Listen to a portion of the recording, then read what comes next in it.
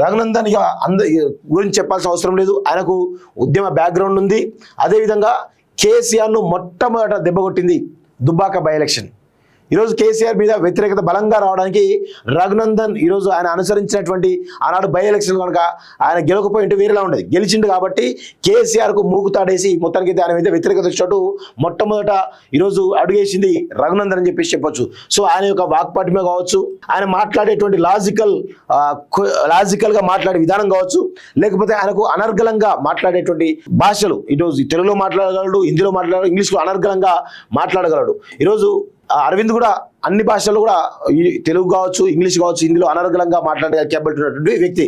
So ఇట్లా అనేక రకాలైన అడ్వాంటేజెస్ రఘునందన్ కూడా ఉండడం జరిగింది. సో అదేవిధంగా ఆయనే కేసీఆర్ సంబంధించినటువంటి ఫ్యామిలీ సామాజిక సంబంధించిన వ్యక్తి కాబట్టి వాళ్ళని ఢీకొట్టాలంటే ఈయననే సరైనటువంటి మొగుడు అనేది ఒక చర్చ కూడా చాలా బలంగా జరుగుతూ ఉంది.